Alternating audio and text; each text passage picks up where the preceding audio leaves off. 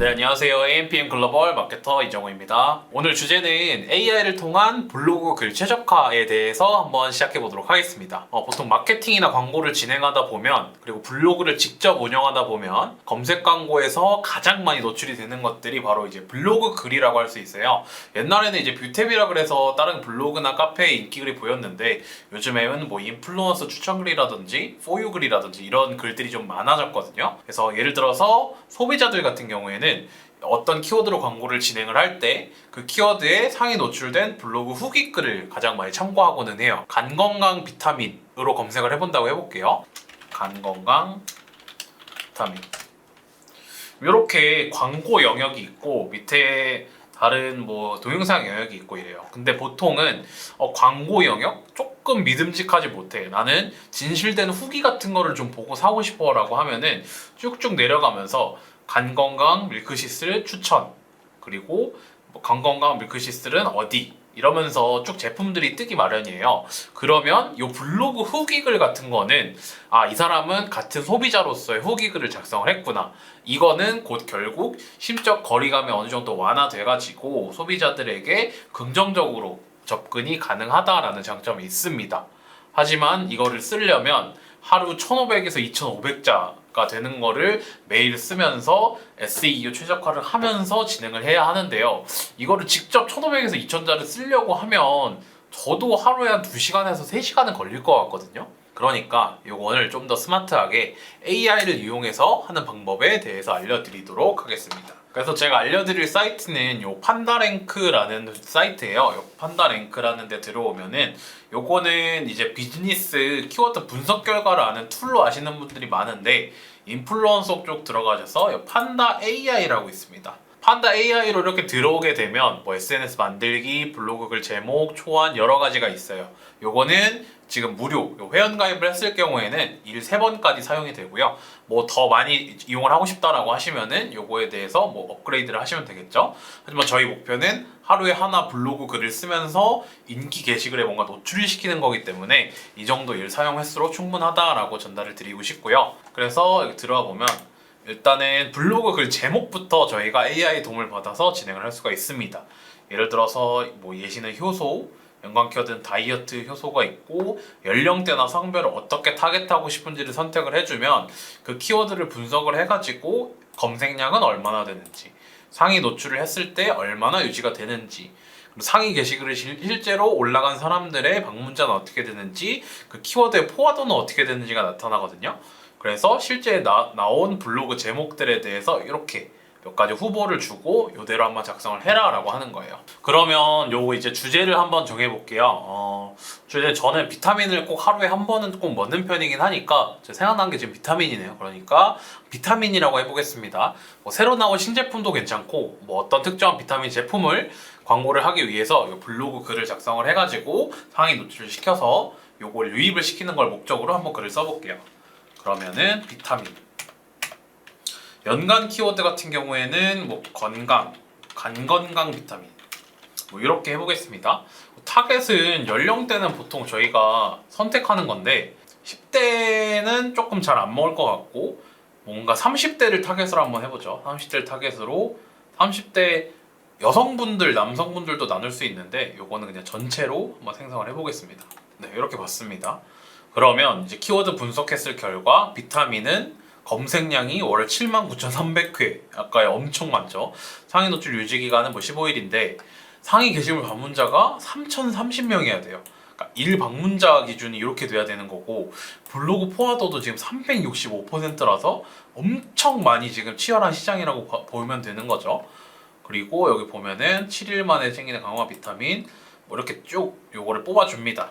샤워로 10분 간 건강 위한 비타민, 비타민 하나로 간 건강 끌어올리기, 이런 게 있는데, 그러면 요거를 바탕으로 블로그 글 초안을 한번 작성을 해볼게요.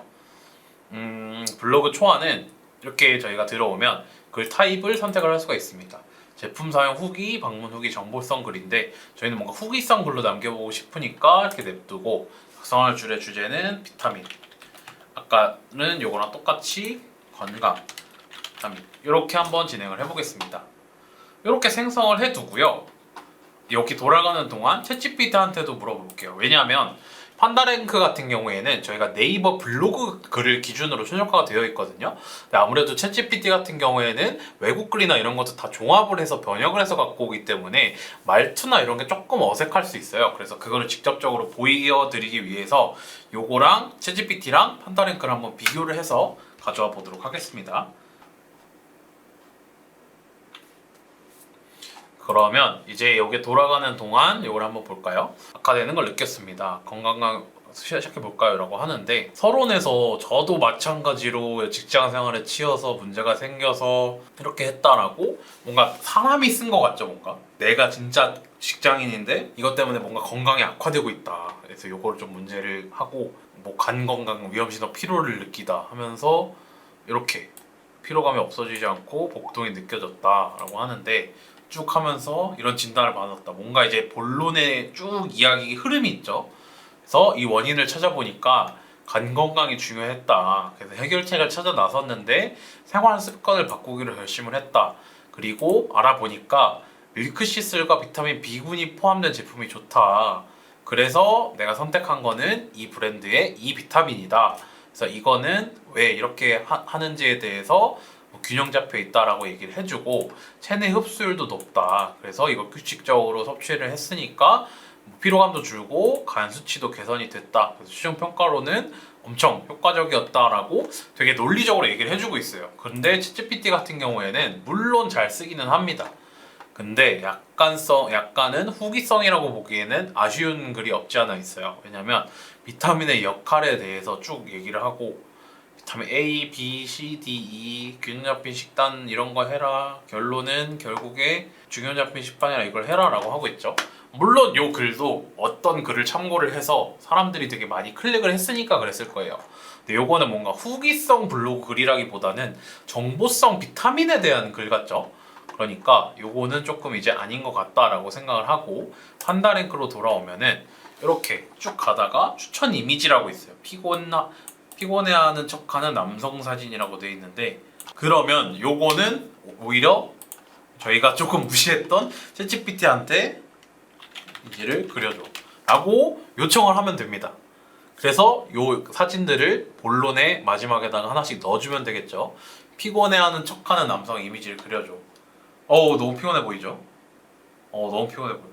직장인이고 하품하고 있고 쭉 하고 있고 네 너무 좋아요. 그러면은 아까 전에 이 글 밑에다가 이 이미지를 쓰면 되겠죠. 그리고 이제 쭉 가보면 뭐 간 건강과 관련된 의학 자료도 찾아서 넣으면 되고 온라인에서 비타민 정보를 찾는 이미지 이런 것도 좀 찾기가 어렵다라고 하면은 그려줘 라고 요청을 하면 됩니다. 이제 블로그 글은 그러면 사진도 알아서 그려줘 그리고 찾아줘 글도 알아서 써줘 제목도 정해줘 사실상 저희가 할 게 없는 거예요. 이렇게 돼 있죠. 비타민에 대해서 막 찾아보는 글이죠. 그러면은 요것도 오케이. 그러면 여기 쭉 내려오면은 비타민 한 알약과 물 한 잔이 있죠. 그럼 요걸로 한번 돌려볼게요. 비타민 하나와 물 한 잔. 그려줘 안 했는데 알아서 잘 그려주네요. 네, 비타민 알약과 물 한 잔을 그려줬는데 요 비타민 알약과 물 한 잔에서 GTP에 새로 나온 기능을 하나 소개시켜 드리려고 합니다. GPT 4.5 옴니로 넘어오면서 옛날에는 예를 들어서 요 알약만 유지를 하고 요 물만 바꾸고 싶다라고 했을 때는 요거에 대한 뭐 시드 값을 고정을 시키고 따로 뭐 추가 작업을 하고 하는 등 되게 복잡한 과정을 거쳐야 됐어요. 근데 지금은 여기 올가미 툴이라고 그러죠. 포토샵 하신 분들은 아실 텐데 지금은 여기서 이제 선택해서 저희가 약간 도장 레이어처럼 그냥 뭐 이렇게 선택하기만 하면은 어느 정도 이제 바로 보이거든요. 예를 들어서 요 영역을 고르고 요거를 빨간 알약으로 바꿔줘 라고 요청을 할 수도 있습니다. 그러면 요 뒤에 있는 물이나 배경은 그대로 둔 채로 요 안에 알약만 저희가 빨간색으로 바꿔줍니다. 앞에 빨간 알약으로 바뀌었죠. 그래서 물 한 잔과 빨간 알약이 있는 뭔가 매트릭스 같은데 그리고 또 이렇게 할 수도 있어요. 요거를 이렇게 냅두고 요 배경을 다 칠해줍니다. 저희가 위에서 쭉 보면 지금까지 뭔가 이제 직장 얘기가 많이 나왔잖아요. 그러니까 여기를 직장으로 바꿔줘. 오피스야. 오피스 책상에 있는 것으로 배경을 바꿔줘 라고 요청을 해볼게요. 그러면 뭔가 이 배경이 지금은 아무것도 없는 흰색이었다면은 뒤에가 뭔가 오피스나 뭔가 책상에 어떤 올라와 있는 이미지처럼 배경을 바꿔줄 겁니다. 잘 보면은 뭐 이런 책상도 생겼고 노트북 같죠? 랩탑 같은 것도 생겼는데 뭐 예를 들어서 이거를 뭐 콜라로 바꿀 수도 있고요. 뒤에를 엄청난 초원으로 바꿀 수도 있습니다. 그러면 저희가 이렇게 블로그 글을 한번 다 써봤고요. 요거를 저희가 정리를 해보면 제목은 요런 거, 뭐 매일 아침 비타민으로 간 건강으로 한 다음에 블로그 글에 대한 거는 여기를 쭉 쓰고 여기에 대한 추천 이미지가 나타나 있는 걸 바탕으로 챗GPT한테 이런 식으로 제작을 요청을 하고 그 이후에는 저희가 항목을 선택을 한 다음에 빨간 알약으로 바꿔줘라든지 뒤에 배경을 바꿔달라든지 하는 식으로 이미지를 활용을 해서 블로그에 첨부를 하시면 된다 라고 정리가 될 것 같습니다. 그럼 오늘 여기까지 준비된 시간을 마치도록 하겠고요. 다음에도 AI 관련한 마케팅 이야기로 돌아오겠습니다. 감사합니다.